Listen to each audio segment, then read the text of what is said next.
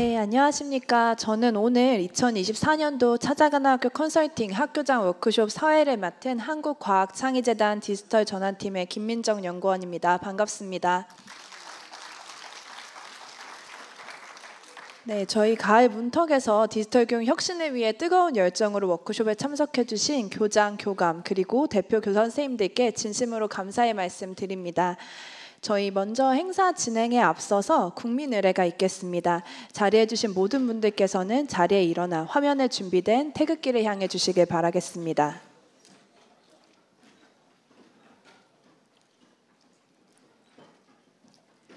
국기에 대하여 경례.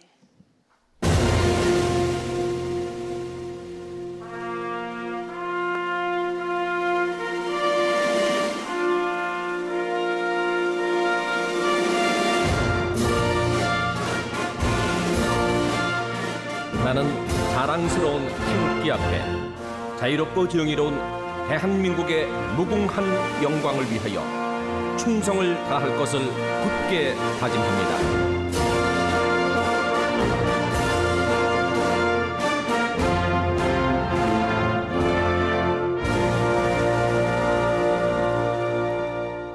바로 애국가 제창을 생략하겠습니다. 모두 자리에 착석 부탁드리겠습니다. 네, 저희 오늘 행사는 디지털 기반 교육 혁신을 위한 찾아가는 학교 컨설팅 사업을 소개해드리고 선도 운영 사례를 공유하는 자리로서 사업의 구체적인 안내와 이해를 높이는 자리로 마련하였습니다.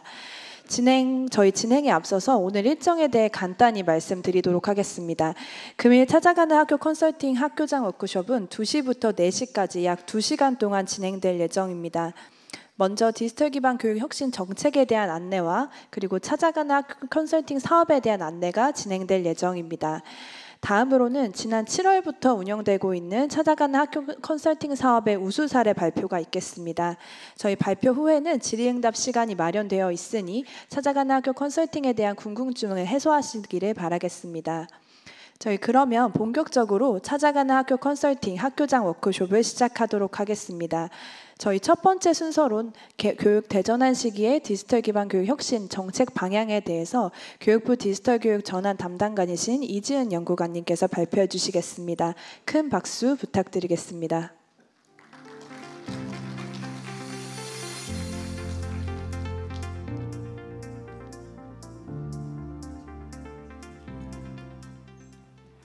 안녕하십니까. 교육부 디지털 교육 전환 담당관의 이지은 연구관입니다. 반갑습니다.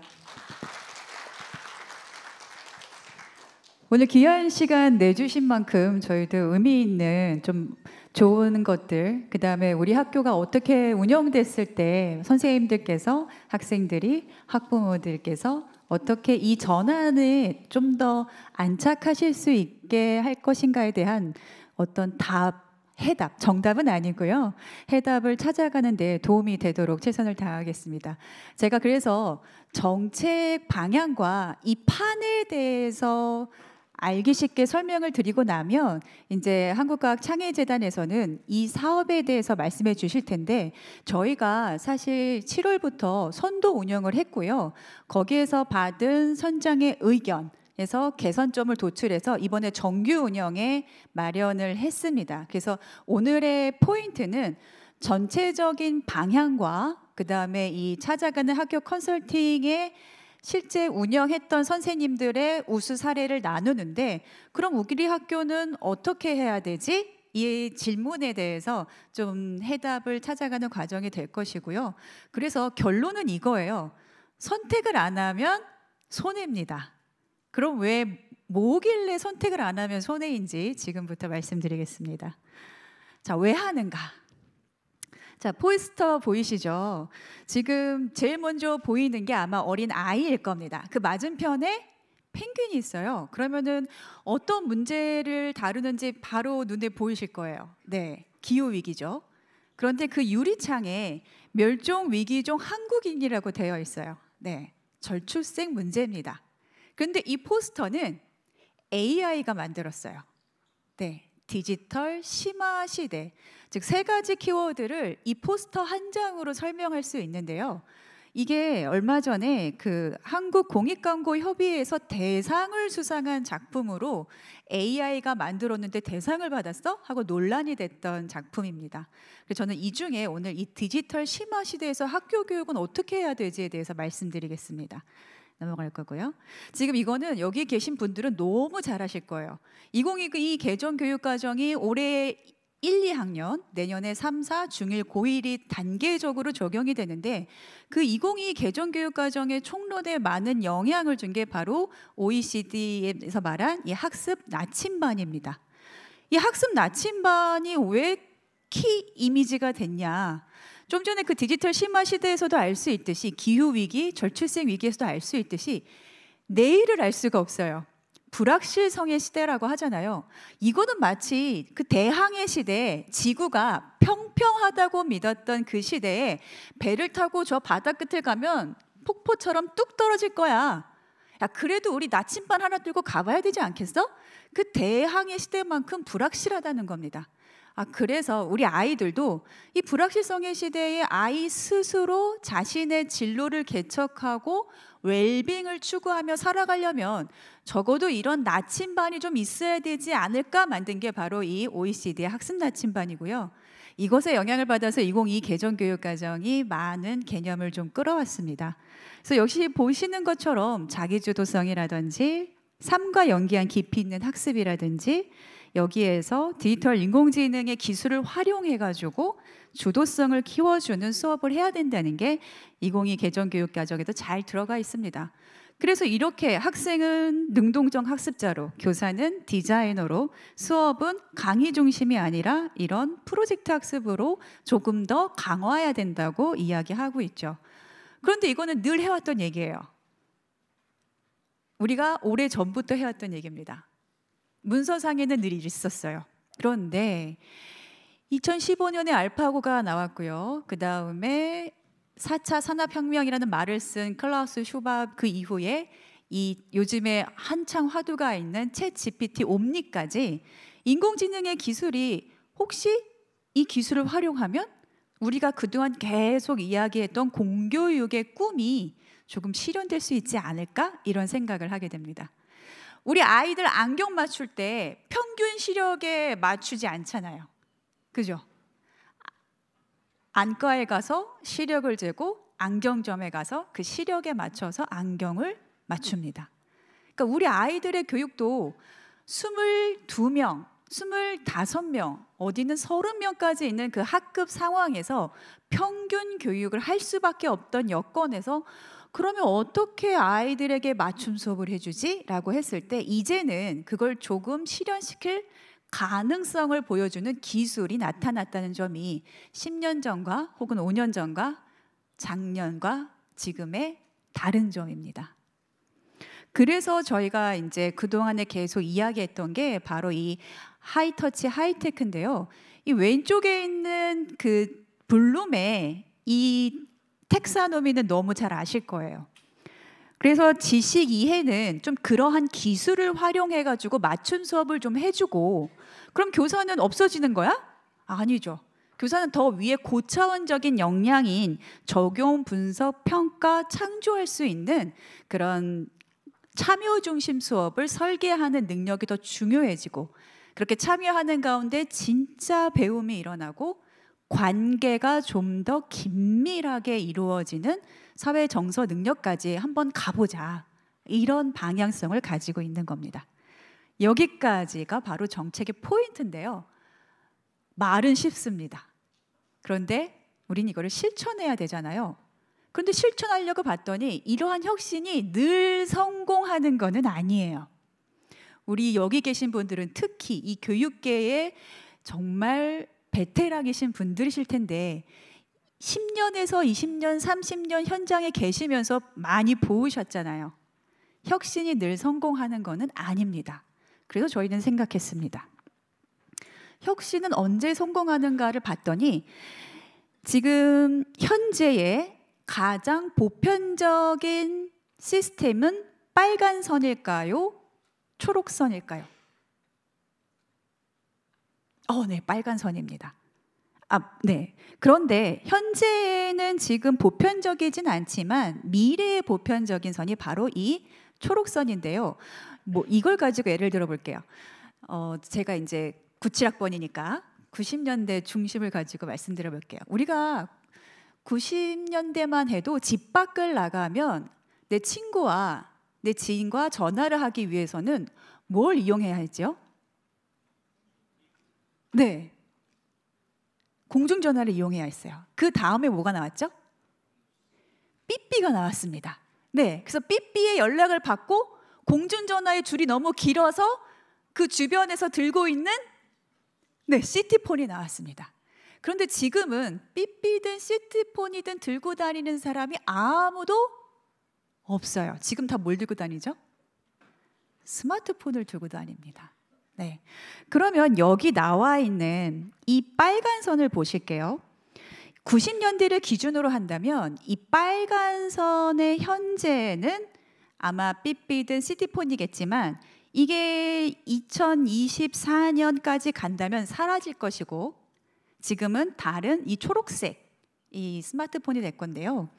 이게 이렇게 갑자기 바뀌지 않습니다.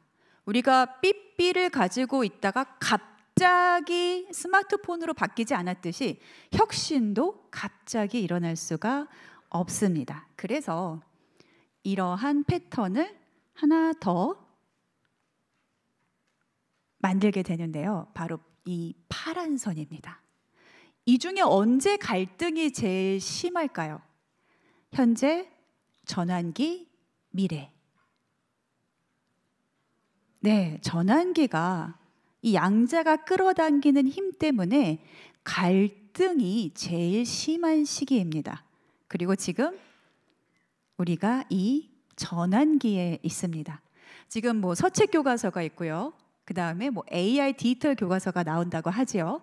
그 전환기가 바로 현재라고 할 수 있습니다. 서책 교과서에서 AI 디지털 교과서로 바로 바뀔 수 없듯이 그 과정에서 수많은 갈등이 있을 것인데요. 이 갈등의 딜레마에 대해서 저희가 직시를 한번 해봤습니다. 가장 효과적인 정책은 이 전환기의 딜레마를 피하지 않고 직시할 때 효과적인 정책이 나오니까요. 그래서 딜레마 유형을 한번 살펴봤어요. 이거는 학교에서 우리 구성원도 다 여기에 해당하는 고루고루 사람들이 있습니다.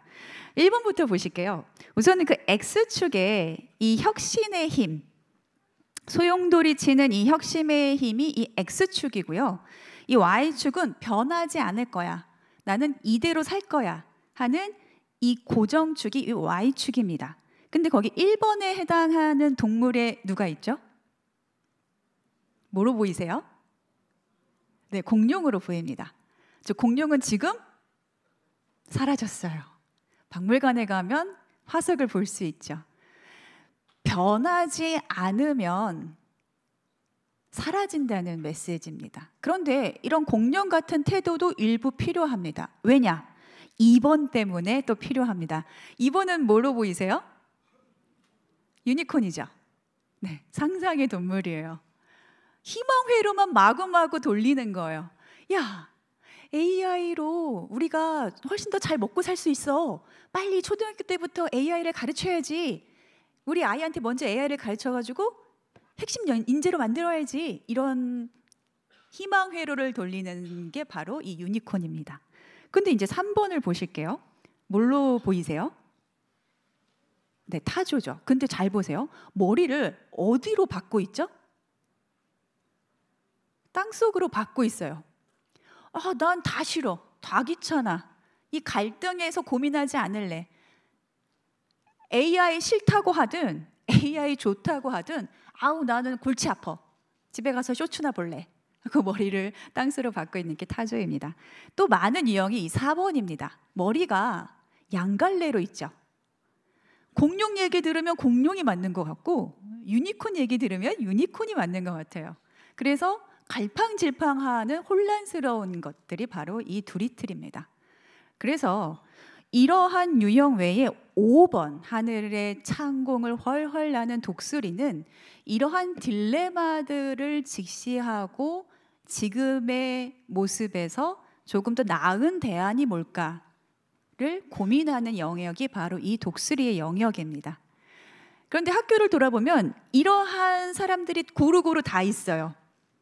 그런데 공룡이 맞지 유니콘이 맞지가 아닙니다. 모두가 각자의 역할이 있는데 1번 같은 사람은, 공룡 같은 사람은, 유니콘 같은 사람이 어얼리 어답터로서 무조건 어얼리 어답터가 계속 신기술만 접속하고 학교 교육으로 데려오는 거를 조금 한 발짝 뒤에서 워워워 하는 역할을 해줄 겁니다. 유니콘 같은 사람들은 그래도 한두 명이 내가 더 먼저 이것들을 한번 공부해보고 수업에 적용해봐서 조금 더 알려주는 역할을 하지만 그 나머지 사람들이 나도 그걸 할 수 있을까? 조금 더 적정선을 찾아야 되지 않겠어? 그런 사람들이 다 3, 4, 5번의 그 역할들을 조금씩 하고 있는 겁니다. 그래서 나 그거 하지 않을래 라고 하는 사람들을 무조건 미워할 필요도 없고요. 저 사람 때문에 우리 학교가 안 돼 라고 볼 필요도 없습니다. 각각의 역할이 있다고 봐주시면 되겠습니다. 그래서 저희가 생각한 거는 우리는 앞으로 이 딜레마 전환기의 갈등이 가장 심한 이 시점에서 많은 문제들을 만날 건데 그 문제들은 가능하면 함께 해결하겠지만 그럼에도 불구하고 이건 정말 난제인데 그 난제를 만날 때 다시 처음으로 돌아가서 생각할 핵심 가치가 있어야겠다라고 판단했습니다. 그래서 핵심 가치 3가지를 만들었고요. 그 첫 번째가 이 인간의 존엄성을 위한 교육입니다. 아까 AI 디지털 기술에는 위험도 있고 기회도 있어. 그 위험은 아까 공룡과 같은 입장을 취하는 거고 기회가 있지 않겠어? 기회는 유니콘과 같은 입장을 취하는 겁니다. 양자를 다 인정하면서 그럼 아이들을 위한 교육은 뭐지? 이걸 고민하자는 게 첫 번째 핵심 가치입니다. 그러한 기술이 아이들의 삶에 미치는 영향을 우리 어른들이, 교육 당국이, 학교가 먼저 고민해야 된다는 지점입니다. 두 번째는 이 AI 기술도 가정 환경에 따라, 계층에 따라, 문화에 따라, 지역에 따라 그 기술에 접근할 수 있는 아이가 있고 그렇지 않은 아이도 있는 거예요. 그 지역에 따라, 계층에 따라 혹은 자신의 언어, 문화 이런 거에 따라 구애받아서 이런 거에 격차가 있으면 안 되겠다. 모두가 신기술이 주는 좋은 기회가 있으면 고루 그것을 받아서 내가 학습을 성공할 수 있는 기회를 좀 만들어줘야겠다. 그래서 성공 경험. 왜 우리가 아이들이 게임하는 이유가 성공 경험 때문이라고 한다는 연구가 있어요. 뭐냐 하면 게임을 하면 성취감이 있잖아요. 내가 미션을 클리어하고 다음 레벨로 넘어가고 그때그때마다 내가 보상을 받는 피드백이 있고. 근데 학교에서는 지금의 학교는 그나마 많이 변했어요. 어느 한 명의 상장을 수여하기 위해서 모두가 줄을 서고 모두가 그 친구가 상 받는 모습을 박수 쳐주고 기다려주는 모습이 많이 줄어들고 가능한 모든 학생의 잘한 것들을 찾아내서 상을 주려고 노력하는 모습으로 많이 바뀌고 있는데 학교가 그렇게 가능한 많은 학생들에게 성공 경험을 줘야 한다는, 특히 이번에는 학습에서도 성공 경험을 주자는 것이 두 번째 핵심 가치가 되겠습니다. 마지막입니다. 이것은 기술 숭배주의, 기술 결정주의를 배격하는 핵심 가치입니다. 2022 개정교육과정은 처음부터 끝까지 주요하게 디지털 소양을 강조하고 있어요. 디지털 학습 환경을 구축하고 디지털 소양을 길러주면서 디지털 기반의 교수 학습을 더 강화하는 걸 강조하고 있는데 여기에서 우리가 한 가지 가치는 그러한 기술이 아이들의 능력을 측정할 수 있는 범위는 한계가 있다는 것을 전제하는 겁니다. 그 문장을 그대로 제가 한번 읽어볼게요. 모든 아이들은 기술로 측정할 수 있는 범위 이상의 능력이 있음을 고려해야 된다. 바로 이 지점에서 선생님들의 역할이 매우 중요합니다. AI 디지털 교과서를 쓴다고 거기 대시보드에 얘는 말하기는 한 B 정도 되고요. 쓰기는 한 C 정도 되고요. 듣기는 이 정도 되니까 얘는 이거를 더 해주면 돼요. 그게 다가 아니라는 겁니다. 기술로 측정할 수 있는 아이들의 능력을 100% 기술로 측정할 수 있다고 보지 않습니다. 선생님들이 이 기술을 활용해서 시간이 좀 여유가 생긴 만큼 아이들에게 좀 더 가까이 다가가서 관찰하고 대화하고 관계를 더 긴밀하게 할 수 있는 그런 것들을 위해 기술을 쓰는 것이지 기술만으로 교육할 수 있다고 보지 않기 때문에 이 세 번째 핵심 가치가 제일 중요하고, 이런 거를 선생님들과 말씀을 나눌 때 보면은 이 세 가지 가치 중에 이 세 번째 가치를 선생님들은 제일 좋아하시더라고요. 네, 이렇게 이 세 가지가 우리의 방향이 되겠습니다. 그러면 그동안의 교육과정을 보시면 늘 처음에 핵심 역량이 나왔어요. 그래서 2015도 그렇고 2022도 그렇고 비판적 사고 능력, 의사소통 능력, 대인관계 능력들이 많이 나왔는데, 아이들에게 그러한 역량을 길러주려면 선생님은 그럼 어떤 역량이 있어야 되지? 고민을 해야 되잖아요. 그래서 이거를 처음으로 만들었습니다. 지금 저희가 전국의 선생님들을 대상으로 어떤 역량 체계를 만든 적은 없었어요. 그래서 지금 이 교실혁명의 핵심 가치를 반영한 교원 역량은 좀 특이점이 있는데요. 저희가 이거를 만들 때 해외의 유명한 교육기관, 연구회, 유니세프 등등의 여러 가지 역량 체계를 봤는데, 우리나라 역량 체계의 다른 점이 바로 맨 오른쪽에 이것이 있다는 점입니다. 뭘까요? 네. 역량은 총 7개인데요. 왼쪽에 핵심 가치와 연결이 돼 있죠. 세 가지 핵심 가치가 오른쪽에 역량과 다 연결이 되는데, 거기에서 그치지 않고 맨 오른쪽에 각각의 역량은 먼저 이해하고 활용한 다음에 마지막 반드시 성찰을 해야 됩니다. 이 성찰 영역이 다른 국가들 EU에 있는 여러 교원 역량 체계와 다른 점입니다. 저희는 선생님들이 학교에서 기술을 이해하고 수업에 적용하면서 활용하실 때 마지막에 진짜 이게 우리가 바라는 그 기술의 활용인가? 아이들의 주도성을 길러주는 활용이었나? 내가 좀 더 기술을 활용하다 보면 남은 시간만큼 아이들에게 하이터치를 해줬나? 이런 것들을 돌아보는 것까지가 이 역량 체계의 끝부분이 되겠습니다. 이것을 좀 더 보기 좋게 나누면 이렇게 되고요. 그래서 그럼 뭘 하려는 거야? 라고 했을 때, 교육과정에 나와 있는 대로 학생 주도의 수업을 위해서 이런 참여 중심 수업을 해 나가는데, 이때 기술을 효과적으로 활용하면서 결국에 지향하려는 것은 학생의 강점을 발굴하고 그 다음에 성공 경험을 제공하면서 결국에는 성장형 사고방식을 길러주는 게 우리 공교육이 되자라는 겁니다. 피사 성적을 보면은 그래도 저희는 늘 상위권이에요. 그런데 늘 핀란드나 싱가포르나 이번에 급부상하고 있는 나라도 있죠. 그 나라들 중에서 연구 결과 보고서를 보면 우리나라 학생들이 이 성장형 사고방식이 매우 낮다고 합니다. 그래서 대학생이 되어도 사회인이 되어도 자신이 스스로 실패해서 무너지는 게 아니라 내가 이번 실패에서는 내가 이걸 배웠지? 한번 다시 해볼까? 하는 마음이 바로 성장형 사고방식인데, 이거를 어릴 때부터 길러줘야 된다는 게 저희의 새로운 과제가 되겠습니다. 그럼 어떻게 이거를 하느냐?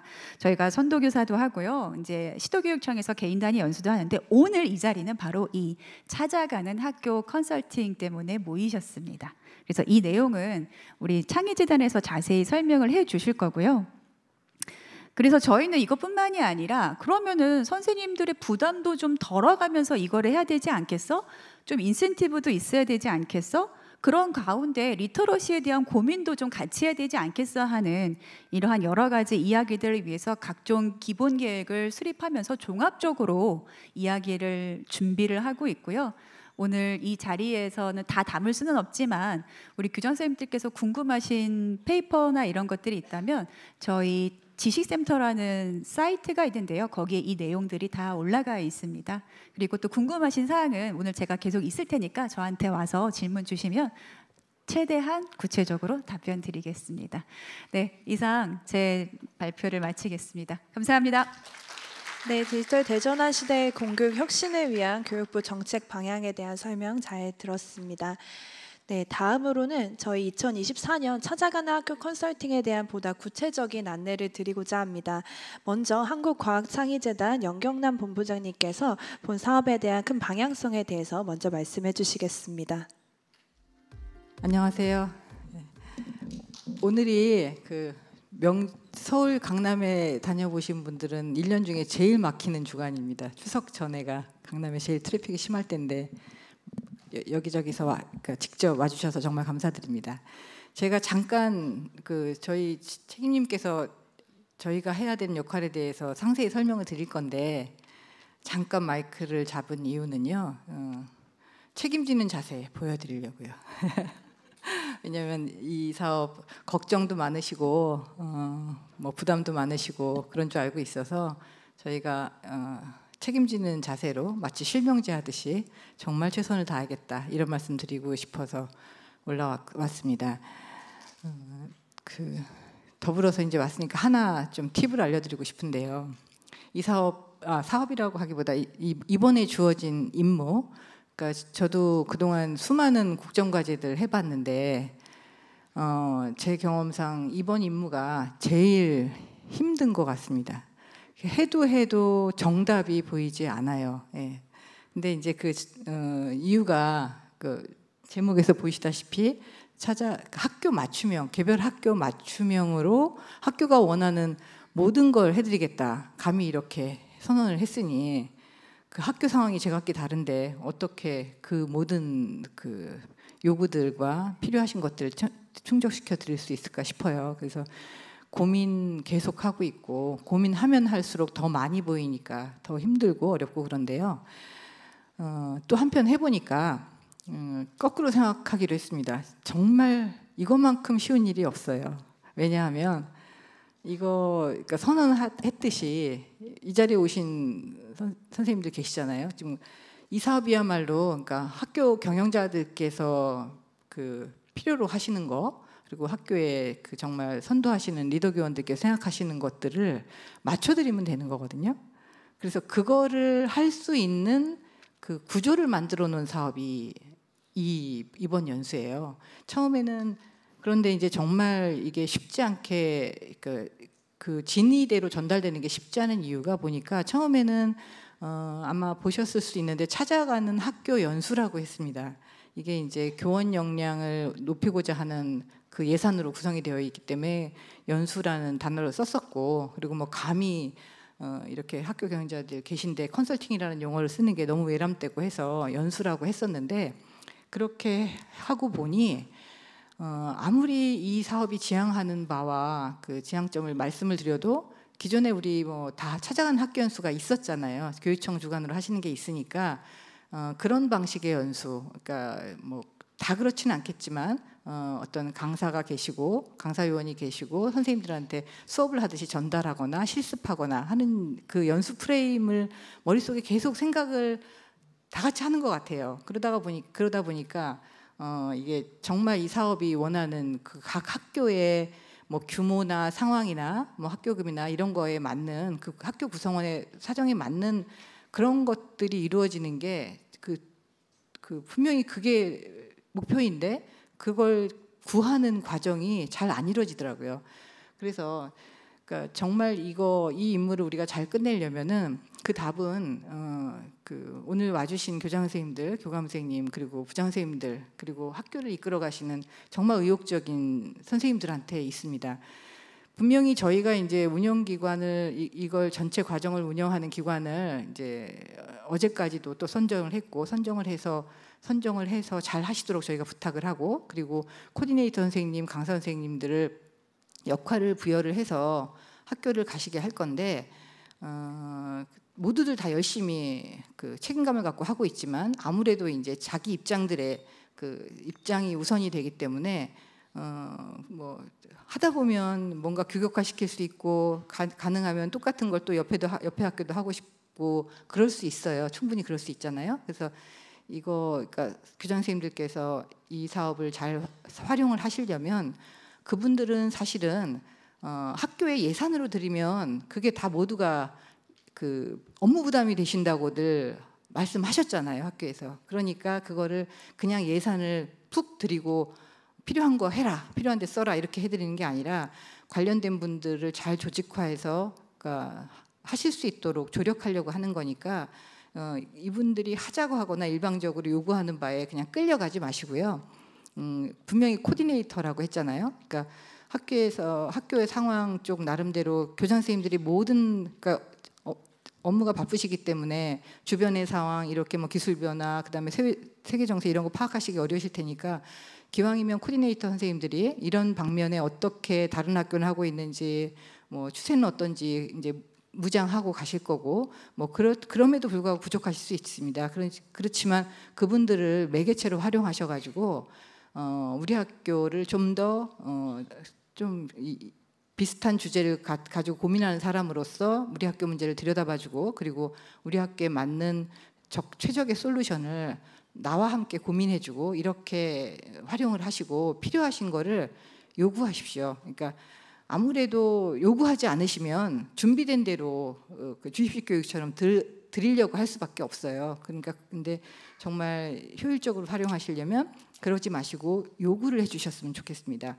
물론 그 요구는 합리적이어야 하고 그리고 뭐 범위가 있겠죠. 하지만 뭐 모든 걸 다 선을 넘는 걸 해드릴 수는 없겠지만 지금 제시해드린 어떤 그 프레임워크 안에서 우리가 같이 하고자 하는 지향점을 추구하고 그 가치를 추구하는 어떤 액션들이라고 하면 합리적인 요구는 가능한 한 모든 걸 다 들어드리려고 노력을 하겠습니다. 이제 이 말씀을 약속을 드리려고 잠깐 제가 올라왔고요. 그런 면에서 이 과정은 저희 뭐 교육부나 창의재단이나 어떤 저희가 선생님들이 만나시는 운영기관이나 코디네이터 선생님들의 그 일은 아닌 것 같아요. 그러니까 우리 모두가 같이 합심해서 우리 학교에 필요한 그 것들을 만들어가는 과정이고 거기에 이제 학부모하고 학생까지 같이 우리 공동체로서 만들어가는 과정이니까 꼭 잊지 마시고 제가 들어보니까 이미 그런 불만들이 많으세요. 선도 운영하면서 해보니까 다 해준다고 해놓고 아니다라든가 뭐 그런 말씀들도 하시고 그러는데 그걸 이렇게 해주고자 하는 거를 오시는 분들이 해주고자 하는 거를 그냥 내가 그러니까 다르게 요구할 수 있는 무엇이 아니다라고 생각하지 마시고요. 분명히 해주고자 하는 게 뭔지를 조금 더 설명을 들으시고 제언도 들어보시고 그리고 학교 문제도 허심탄회하게 내놓으시고 이걸 해달라 이렇게 해주시면 제일 좋을 것 같습니다. 꼭 그렇게 하셔서 지금 이 투입하시는 시간들이 지금 학교에서 현장에서 연수 피로도가 너무 높아서 뭐 힘들어하시는 거 알고 있지만 더군다나 여기서 하는 학교 컨설팅이 그런 힘든 과정이 아니라 이제 쪽지게처럼 내가 가려운 거를 남이 긁어주게 할 수 있는 그래서 나한테 정말 도움이 되게 할 수 있는 그런 과정으로 좀 활용하셨으면 좋겠습니다. 예, 그걸 좀 그렇게 하고자 하는 노력을 할 테니까 그게 아니다 싶으시면 언제든지 저 얼굴 보셨으니까 전화 주시고 항의해 주시고 그렇게 해 주십시오. 예, 이제 이어서 설명 올리겠습니다. 예. 네, 감사합니다. 저희 컨설팅의 큰 청사진을 보여주신 연경단 본부장님께 감사드립니다. 다음으로는 저희 2024년 찾아가는 학교 컨설팅 A부터 Z까지 모든 내용을 안내드리고자 합니다. 학교에 지원되는 학교 맞춤형 솔루션의 특징과 프로그램 구성 그리고 일정에 대한 구체적인 안내를 한국과학창의재단 박성균 책임연구원님께서 해주시겠습니다. 네, 안녕하세요. 창의재단 학교 디지털 저한테 박성균입니다. 저희가 안내를 조금 지난주에 늦게 드렸음에도 불구하고 이렇게 많이 참석해 주셔서 너무 감사드립니다. 오늘 오신 자리가 보람될 수 있게 열심히 설명해 보겠습니다. 네. 저희가 사업이 어떤 것인가에 대해서 좀 우선 말씀드려야 될 것 같은데요. 아마 이제 내년도에 본격적으로 2022 개정 교육 과정이 적용될 것이고 또 뭐 잘 아시겠지만 AIDT가 내년에 이제 영수증 중심으로 해서 첫 적용이 될 것입니다. 그래서 여러 가지로 이제 고민이 많으실 텐데 뭐 선생님들께서는 디지털 기반 교육 혁신이 뭐지? 또 우리 학교의 디지털 인프라는 괜찮은 건지, 뭐 개정교육과정이 적용되는 나는 어떻게 수업을 해야 되는 건지, 또 학생들의 리터러시나 학부모 연수도 뭐 좀 필요하다고 하는데 어떤 것인지, 이런 것에 대한 여러 가지 궁금증이라든가 또 어려움이 있으실 걸로 예상하고 있습니다. 그래서 저희는 이런 찾아가는 학교 컨설팅 사업을 통해서 학교의 어려움을 지원해드리고자 이 사업을 진행하려고 생각하고 있습니다. 아까 뭐 연구관님도 말씀해 주시고 저희가 선도 운영을 진행했다고 말씀하셨습니다. 저희 이걸 진행하는 저희 실무 입장에서 보면은 사실 길 없는 길이었습니다. 이 사업이 학교에 찾아가는 사업인데 기존에 찾아가는 연수 사업은 있었습니다. 근데 학교에서 필요한 것을 맞춤형으로 제공한다고 얘기는 했는데 어떻게 이 사업을 진행했지 사실은 좀 어려움이 있어서 선도 운영을 진행했었습니다. 저희가 디지털 선도 학교를 대상으로 해서 우선 선생님들께 찾아가는 것은 아마 운영기관이 중심이 돼서 진행을 하게 되는 부분이 있어서 운영기관을 저희가 4월에 공모해서 서류 심사하고 6월 달에 5개를 뽑았습니다. 이 운영기관의 프로그램을 저희 사이트에 등록하고 참여 학교를 모집했습니다. 7월 초에. 그래서 7월 12일까지 모집한 결과 243개의 학교가 신청을 했습니다. 대략적으로 보면은 수도권과 강원 지역이 한 69개 학교, 그다음에 충청 호남권이 108개, 영남면 66개 정도 신청을 하셨습니다. 현재 활동하고 있는 코디네이터가 한 500명 좀 넘고요. 강사분이 1,300명이 좀 넘습니다. 전부 선생님이시고 코디네이터가 어떤 분인지는 저희가 나중에 또 말씀드리겠습니다. 이 중에 특수학교 담당하신 분이 4분 정도 계시고 저희가 이 부분에 대한 건 좀 더 자세히 뒤에서 설명하도록 하겠습니다. 이렇게 선도 운영을 진행한 결과를 바탕으로 해서 저희가 정규 운영을 이제 진행하게 됐습니다. 우선 대상은 전국 초중고 특수학교 및 각종 학교를 대상으로 총 3,000개 학교를 대상으로 하고 있습니다. 여기서 물론 선도학교 243개 포함되어 있습니다. 운영기관은 저희가 12월 30일이라고 말씀드렸지만 아마 내년도로 연장될 걸로 예상을 하고 있습니다. 그래서 내년도 연장한다고 생각하시고 신청해 주실 때 고려해 주시면 좋을 것 같습니다. 여기서 이제 운영기관이라는 게 있는데 이제 대학이나 기업이 주관 또는 협력으로 이제 구성이 됩니다. 한 최대 5개까지 구성을 하고요. 이 운영기관이 코디네이터나 강사분들을 모집해서 학교에 서비스하고 이런 프로그램을 운영 총괄하는 기관입니다. 그렇게 이해해 주시면 좋을 것 같습니다. 저희 운영 방향에 대해서 말씀드리겠습니다. 우선 첫 번째는 뭐 여기 선생님도 계시고 또 학부모, 학생 이런 교육 주체별로 저희가 맞춤형 교육 프로그램 운영을 통해서 학교 문화 개선을 위한 종합 솔루션을 제공합니다. 저희가 이 사업이 지향하는 바는 단순히 선생님들의 수업을 도움 드리는 것뿐만이 아니고 학교 경영자분들 그리고 학부모, 학생까지 전체적인 교육 주체의 변화를 통해서 학교 문화가 바뀌는 것을 목적으로 하고 있습니다. 이것을 하기 위해서 저희가 한 10개 정도의 프로그램을 준비하고 있습니다. 이 10개 프로그램을 통해서 학교 공동체가 원하는 프로그램이 무엇인지를 저희가 설명을 듣고 거기에 맞춤형으로 제공하려고 생각합니다. 두 번째는 학교 구성원과 선도교사 그룹이 프로그램을 함께 만들을 통해서 선생님들께서 전문성을 개발하고 신장할 수 있도록 지원하는 것입니다. 저희가 하는 모든 코디네이터 그다음에 강사는 학교 선생님들 구성되어 있습니다. 그리고 이분들은 대부분 이제 선도교원이라는 이름으로 많은 교육을 받으셨고 또 이제 이걸 통해서 노하우도 많이 쌓으시고 계신데 그래서 교사 공동체가 협력이 되는 것이 가장 핵심이라고 볼 수 있습니다. 그래서 나중에도 말씀드리겠지만 학교 선생님들 스스로가 우리가 어느 정도의 역량 체계를 갖고 있는지를 먼저 판단해 주시고 또 아까 말씀드렸던 선도그룹 선생님들께서 강사로 참여하고 이것을 통해서 다양성과 전문성 기반의 어떤 모델과 프로그램이 저희가 제공된다. 이런 운영을 갖고 있다고 말씀드릴 수 있습니다. 세 번째는 행정 부담 없이 컨설팅에 전념할 수 있도록 노력하겠습니다. 우선 이 예산이 학교에 지급되는 것은 아닙니다. 운영기관에 예산이 지급되고 운영기관은 학교가 원하는 것을 맞추어서 과정을 설계할 수 있도록 저희가 업무 역할을 명확히 얘기했습니다. 그래서 선생님들께서 학교 교장 선생님뿐만이 아니고 일선 학교 선생님들도 원하시는 것을 말씀해 주십시오. 그리고 그것이 제대로 되는지를 잘 확인해 주시는 것이 가장 중요합니다. 그래서 행정 부담이 없다고 말씀드릴 수 있습니다. 저희가 처음 이 사업을 접하시는 걸로 예상이 되고 있어서 보통은 절차가 제일 마지막인데 절차를 제가 먼저 넣습니다. 그래서 우선 학교에서는 어떻게 이 사업이 전체적으로 진행되는지 좀 말씀드리면, 학교에서는 운영기관을 저희가 아마 저희 일정상으로는 이번 주에 운영기관 선정이 완료될 것 같습니다. 그러면 추석 기간 동안에 운영기관 프로그램들이 저희 사이트에 업로드되고 추석이 끝난 23일부터 저희가 이제 모집을 하게 될 것입니다. 그때 이제 운영기관을 보시고 학교에서 신청을 하시게 될 겁니다. 그러면 운영기관에서는 코디네이터가 학교를 방문하게 될 것입니다. 그래서 그 전에 저희가 요청하는 것이 학교의 자가점검 진단표 설문을 꼭 참여해달라고 요청드릴 것입니다. 한 전체 교원의 50% 이상의 참여를 요청드릴 것입니다. 설문 문항수는 한 28개 남짓이 될 것입니다.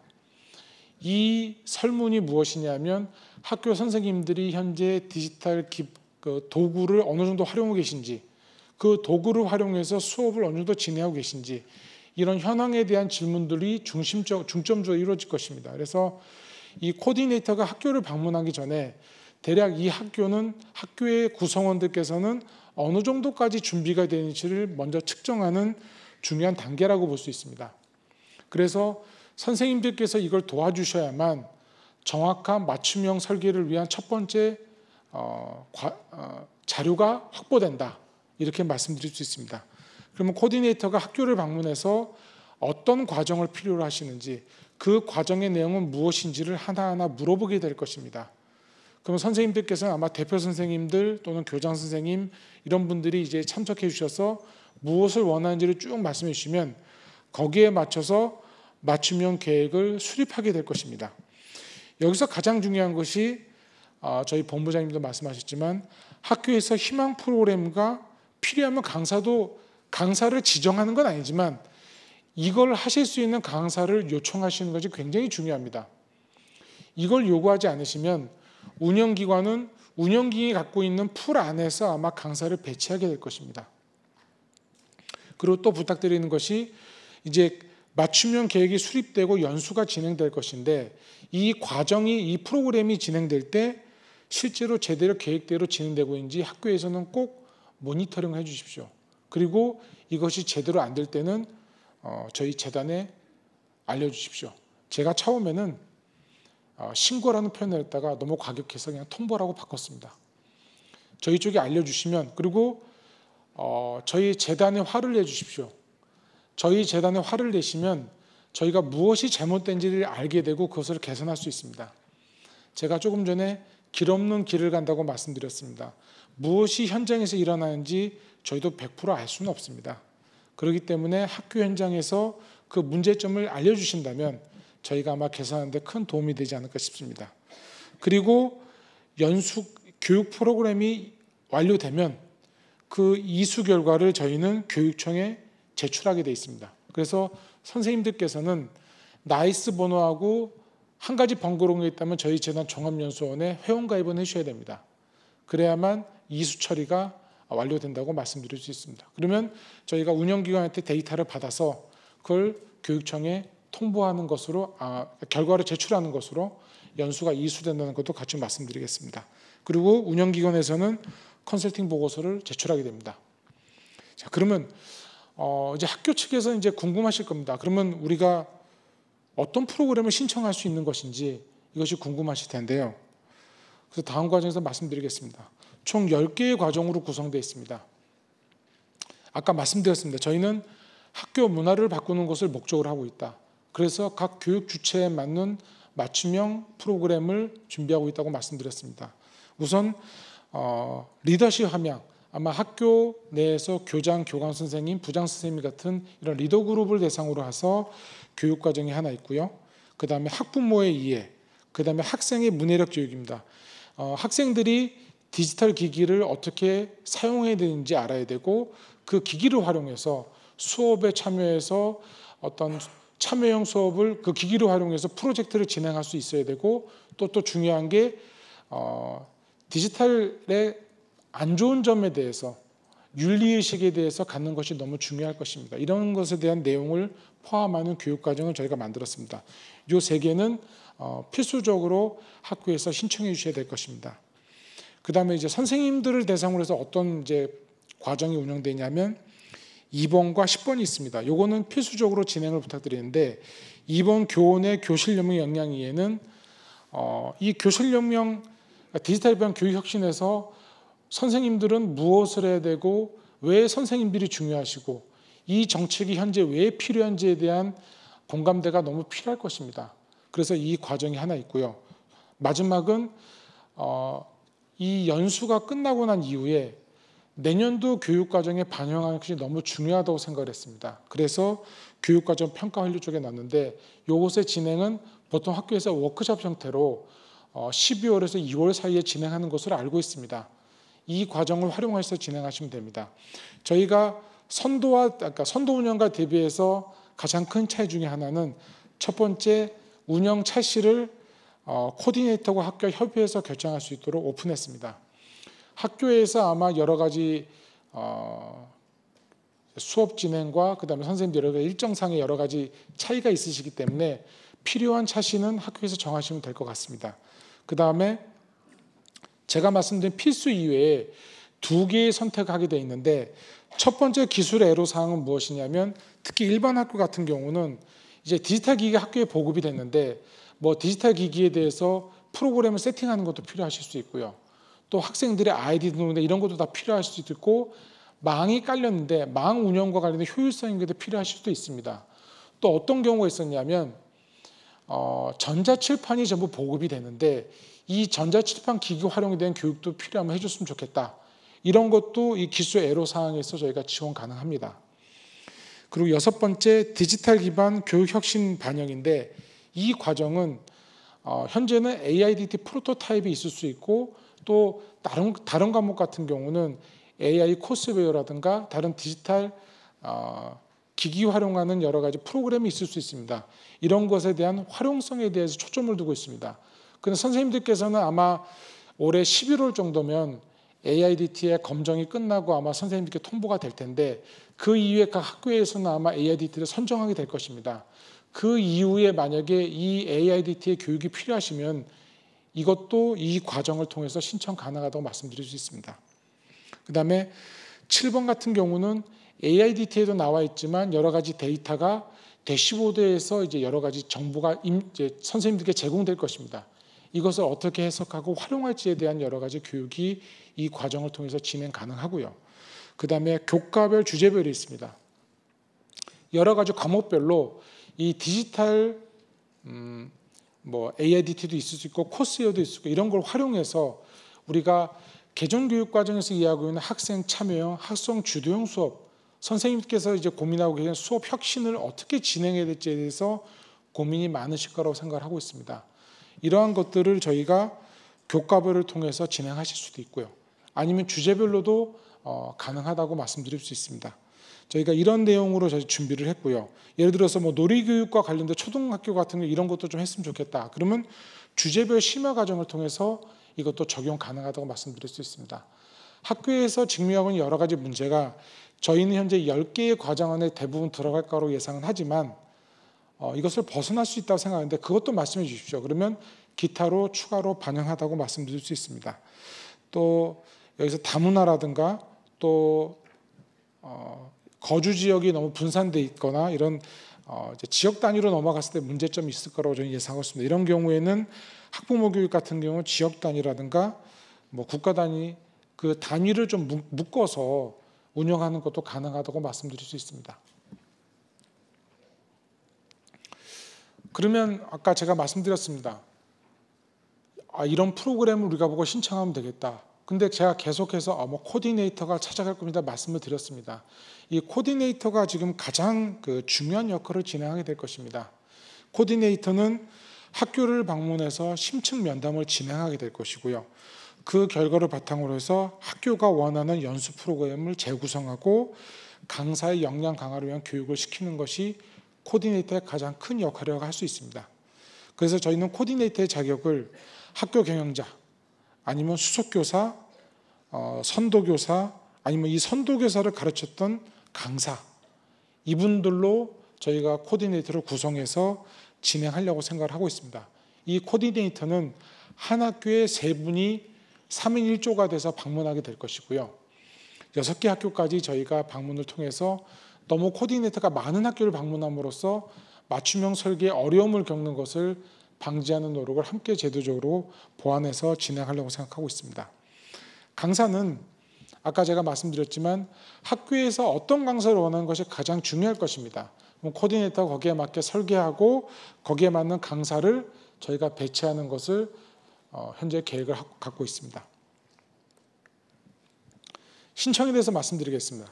추석이 끝나고 그 다음 주인 9월 23일부터 저희가 10월 11일까지 저희 dx.cosac.re.kr을 통해서 신청 가능하다고 말씀드릴 수 있습니다.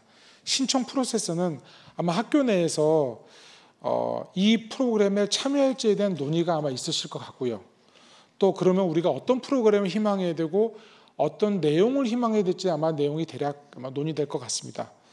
근데 프로그램 프로그램부터 먼저 선택하시면은 아마 대표 선생님께서 아이디하고 비밀번호 설정하시고 그 다음에 학교 인증을 한 번은 필요합니다. 학교 인증을 등록하고 나면 그 신청 정보를 기록하면 신청은 끝나게 됩니다.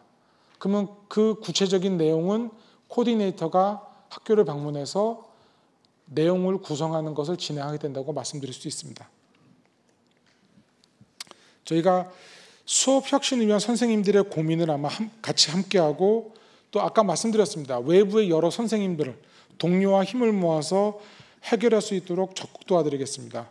또한 학교 문화의 동반자가 되도록 노력하겠습니다. 경청해 주셔서 감사합니다.